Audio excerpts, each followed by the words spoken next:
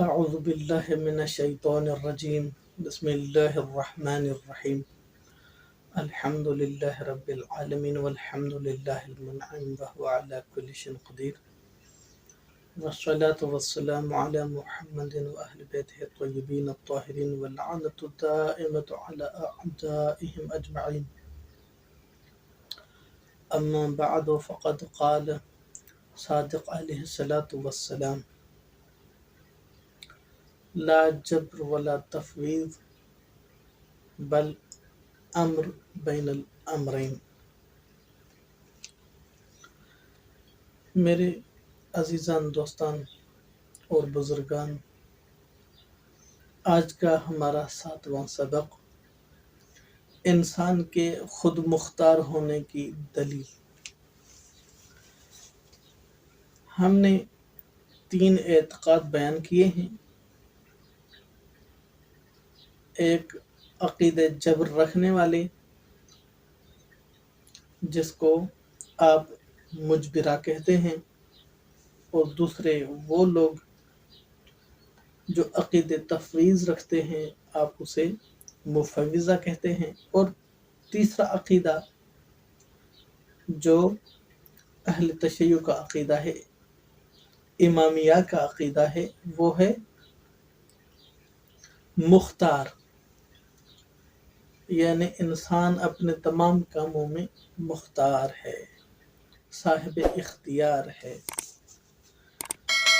تو ہم افراد اور تفرید کے مابین میں رہتے ہیں، نہ بہت آگے نکل جاتے ہیں اور نہ ہی بہت پیچھے رہ جاتے ہیں.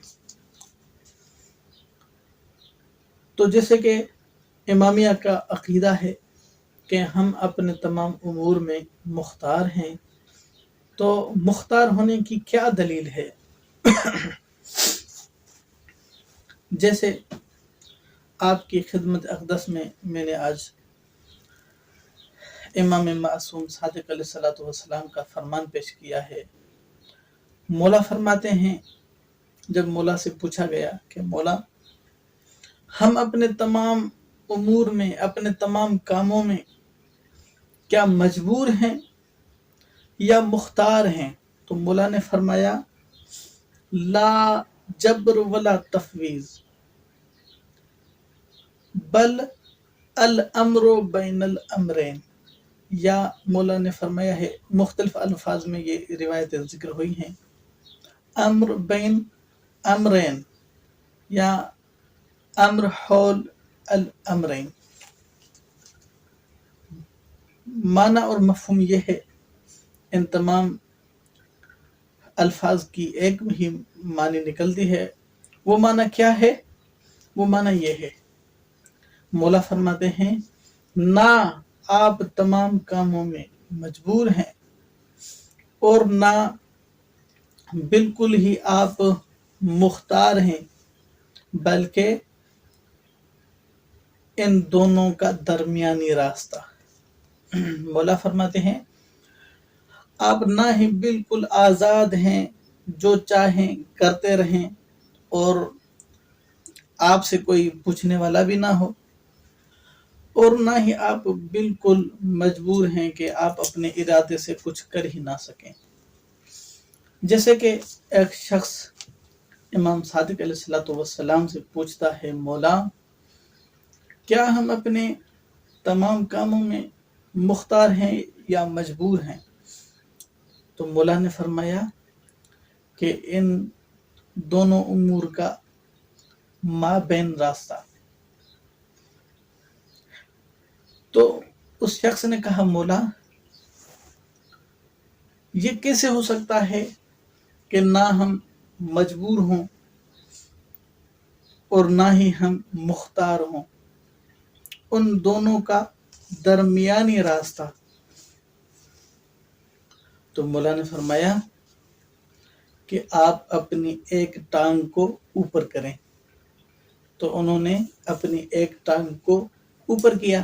تو مولا نے فرمایا، آیا تجھے اختیار تھا یا نہیں؟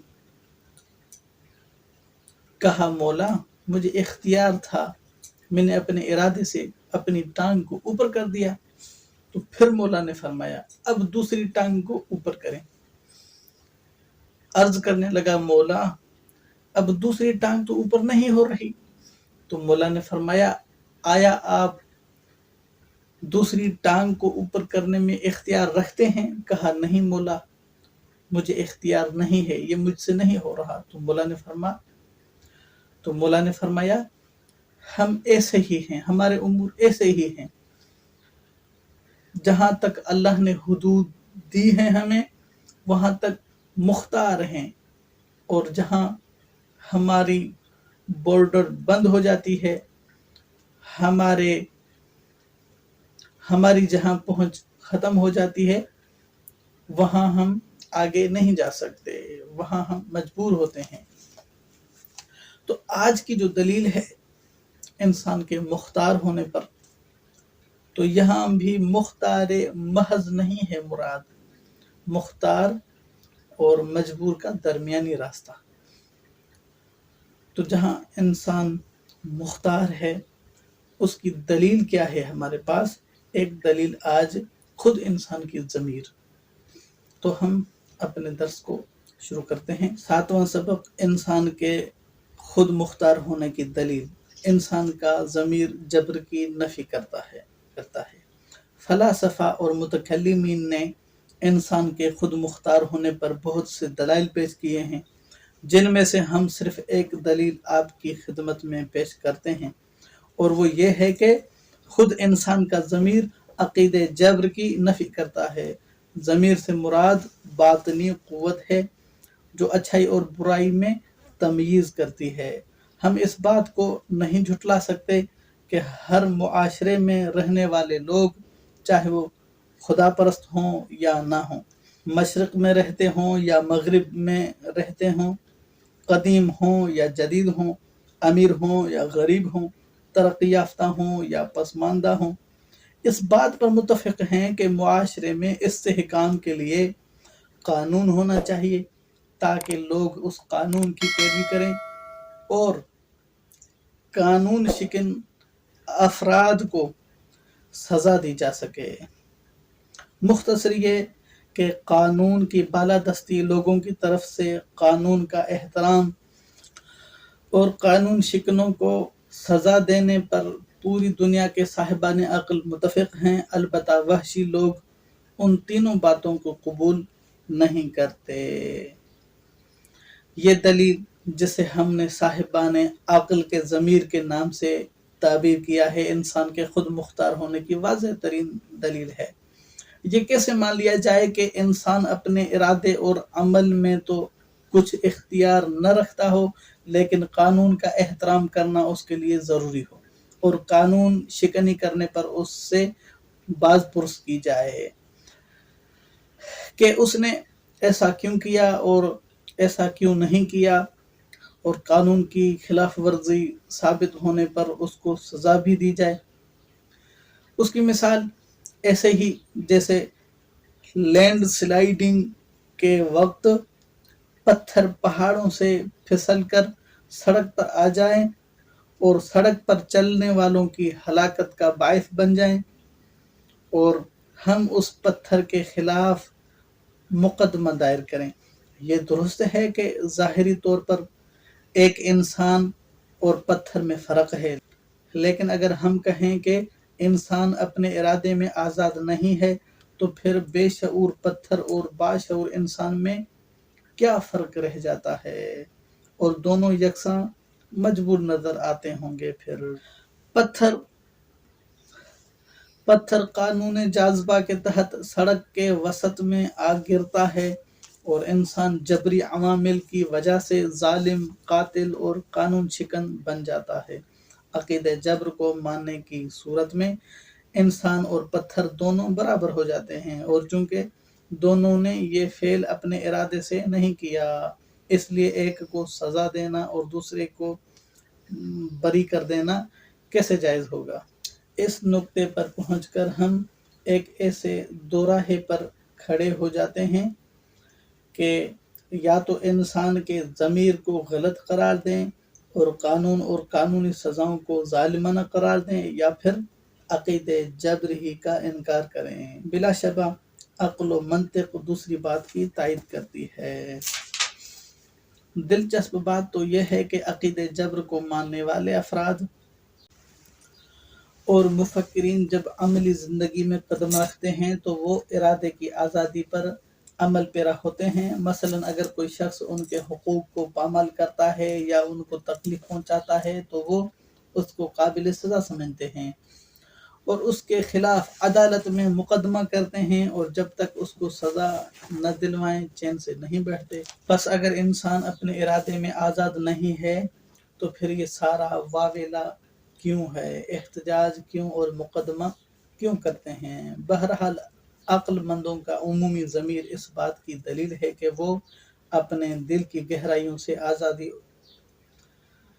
آزادی ارادے کے عقیدے کا اقرار کرتے ہیں اور اس بات کو مانتے ہیں کہ زندگی کا ایک دن بھی اس عقیدے کے بغیر نہیں گزارا جا سکتا۔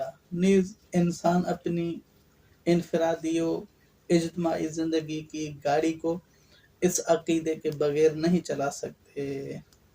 عظیم فلسفی اور ماہر علم کلام خواجہ نصیر الدین طوسی علیہ الرحمہ اپنی کتاب تجرید الاعتقاد میں جبر و اختیار کی بحث کے ضمن میں فرماتے ہیں کہ وَالضَّرُورَةُ قَاضِيَةٌ بِاسْتِنَادِ أَفْعَالِنَا إِلَيْنَا، یعنی ہمارے ضمیر کا فیصلہ ہے کہ ہمارے تمام افعال کی نسبت خود ہماری طرف ہو۔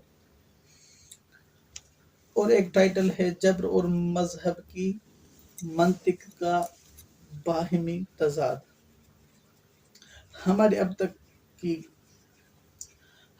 تک کی گفتگو کا خلاصہ یہ ہے کہ عقید جبر صاحبان عقل کے ضمیر سے متصادم نظریہ ہے، چاہے وہ کسی مذہب کو مانتے ہوں یا نہ مانتے ہوں۔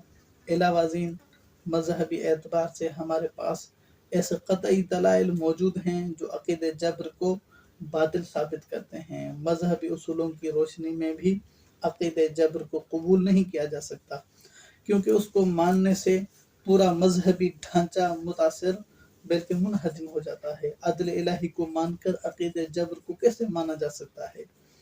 یہ کیسے ہو سکتا ہے کہ خدا پہلے کسی کو غلط کام کرنے پر مجبور کرے اور پھر اس سے باز پرس کرے کہ تم نے یہ کام کیوں کیا اور اس پر سزا بھی دے؟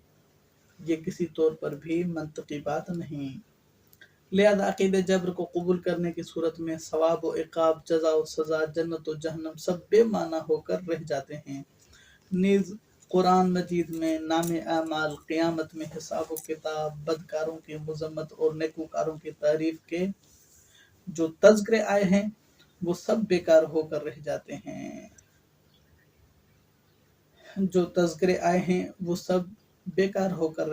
ہیں۔ کیونکہ اس عقیدے کے مطابق انسان سے نیکی اور بدی غیر اختیاری طور پر ہوتی ہیں، جس پر نہ تعریف کی جا سکتی ہے اور نہ مذمت کی جا سکتی ہے۔ ان تمام حقائق کے علاوہ ہم دینی تعلیمات میں سب سے پہلے انسان کی ذمہ داریوں سے متعلق رہنمائی دیکھتے ہیں، اور اگر انسان مجبور ہو تو پھر اس رہنمائی کا کیا مطلب ہے؟ کیا کسی رعشہ کے مریض سے یہ کہنا کہ وہ نہ ہلے یا پاؤں سے معذور شخص سے یہ کہنا کہ وہ اپنے پاؤں پر سیدھا کھڑا ہو جائے درست ہے؟ آخر میں ایک فرمان امیر المومنین علیہ السلام کا مولا فرماتے ہیں عقید جبر کو ماننے والوں کے بارے میں: تلک مقالۃ اخوان عبدۃ الاوثان او خصماء الرحمن و حزب الشیطان، یہ بت پرستوں کے بھائیوں، دشمنان خدا اور شیطان کے گروہ کی باتیں ہیں۔ اصول کافی۔ اللہم صلی علی محمد و آل محمد۔